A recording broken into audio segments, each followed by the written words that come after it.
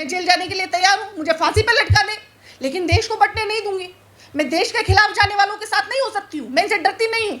मैं इस तरह के जितने भी नफरती चिंटू हैं उनसे डरती नहीं हूँ। मैं मोनू मानेसर जैसे आतंकवादियों से डरती नहीं हूँ। मैं अपने देश को बचाने के लिए किसी हद तक भी जा सकती हूँ, और ये मुझे फांसी पर लटका दे आज, तब भी मैं तैयार हूँ। क्या विश्व स्तर पर ये बात कह सकते हैं? क्या विश्व स्तर पर ये बात कह सकते हैं कि हम मुस्लिम के खिलाफ है? और यहाँ पर अखंड भारत की बात करते हैं। कौन सा अखंड भारत? अखंड भारत में 100 करोड़ मुसलमान आता है, फिर कैसे मुकाबला करेंगे 100 करोड़ मुसलमान का? मुसलमानों से आपको इतनी नफरत है, इतनी ही नफरत है तो खुलकर बोलिए ना, विश्व स्तर पर बोलिए। फिर नूपुर शर्मा को बर्खास्त करेंगे, फिर हेमंत बिस्वा को बर्खास्त करेंगे, क्योंकि संविधान अधिकार देता है, आप नहीं देते हैं मुसलमानों को। आप क्रिश्चियंस को अधिकार नहीं देते हैं, संविधान देता है। आप महिलाओं को आप अधिकार नहीं देते हैं, वो संविधान देता है। आपका बस चले तो ऑब्जेक्शन बनाए, क्योंकि आपकी नजर में तो बलात्कारी संस्कारी होते हैं। ये देश मनुस्मृति से नहीं चलता है, ये देश संविधान से चलता है। शर्मा ने कहा है कि मुझे मुसलमानों का वोट नहीं चाहिए, हम उनके इलाकों में प्रचार भी नहीं करेंगे। ये भाषा एक मुख्यमंत्री की है। ठीक है, मुख्यमंत्री की भाषा है, मोदी जी से कहलवा दें ये बात। यही बात आप मोदी जी से कहलवा दीजिए। फिर क्यों सऊदी में हाथ जोड़ते फिरते हैं? क्यों उनके साथ लंच करके फिर उनके आते हैं? जब वहां से पर्चा लिख के आता है तब हाथ जोड़ने लगते हैं कि सर हमसे तो गलती हो गई। फिर नूपुर शर्मा को बर्खास्त करेंगे, फिर हेमंत बिस्वा को बर्खास्त करेंगे। क्या विश्व स्तर पर ये बात कह सकते हैं? क्या विश्व स्तर पर ये बात कह सकते हैं कि हम मुस्लिम के खिलाफ हैं? और यहाँ पर अखंड भारत की बात करते हैं। कौन सा अखंड भारत? अखंड भारत में 100 करोड़ मुसलमान आता है, फिर कैसे मुकाबला करेंगे 100 करोड़ मुसलमान का? और मुसलमानों से आपको इतनी नफरत है, इतनी ही नफरत है तो खुलकर बोलिए ना, विश्व स्तर पर बोलिए।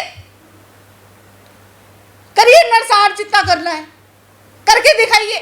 नहीं बोल सकते आप, क्योंकि ये संविधान के खिलाफ है, और आप संविधान के खिलाफ जाएंगे तो आपको भी जाना पड़ेगा, क्योंकि संविधान अधिकार देता है, आप नहीं देते हैं मुसलमानों को।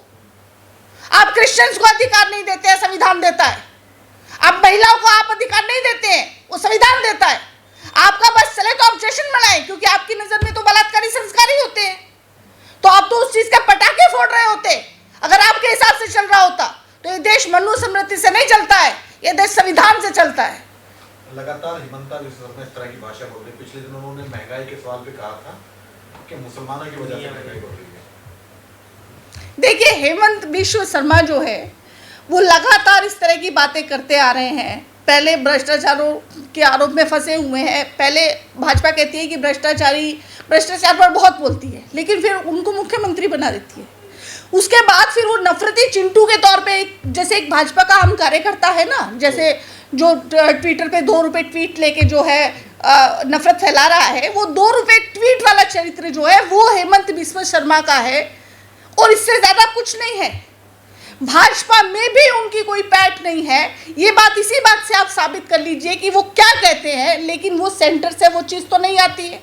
वो कह दें, ये जो बात कह रहे हैं वो उसको कह दें संसद में आकर कि हाँ ये बात सही है। और ये वो मैं ये कह रही हूँ कि अपने क्षेत्र में, या जहाँ से ये जहाँ से ये चीफ मिनिस्टर है, वहाँ से ये करके दिखा दें। इनके अंदर अगर दम है तो करके दिखा दें। अगर ये दम रखते हैं तो संविधान के खिलाफ जाके दिखा दें, लेकिन कानूनी तौर पर ये जा नहीं सकते हैं। ये दबे छुपे, यहाँ से यहाँ कर दिया, वहाँ से वो कर दिया। ये दबे छुपे जो ये जो घुसपैठगिरी है ना, ये गुरिल्ला युद्ध जो है, ये गृह युद्ध की स्थिति में डालना, लोगों को भड़का के डालना, भाईचारे को खराब करना, केवल और केवल यही काम कर सकते हैं। और ये खुले तौर पर ये कुछ नहीं कर सकते हैं, क्योंकि इनको भी पता है कि अगर इस देश में रहना है तो संविधान कहना है।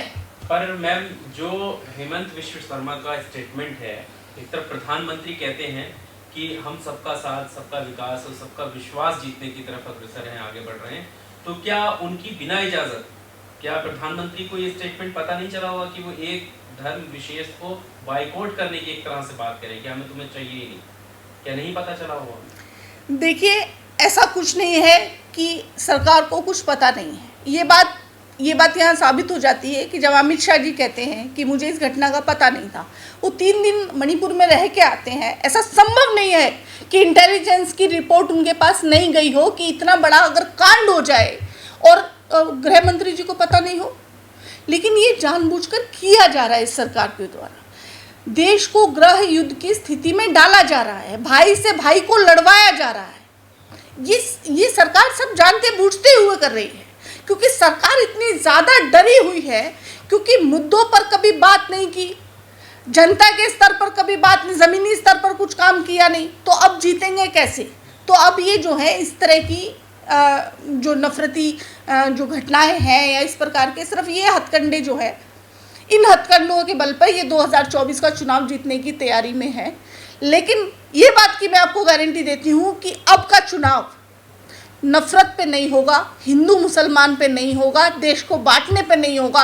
अब का जो चुनाव होगा वो ज़मीनी स्तर पर काम पर होगा और केवल महिला सुरक्षा की बात होगी, बेरोजगारों की बात होगी, किसानों की बात होगी, दलितों की, आदिवासियों की बात होगी।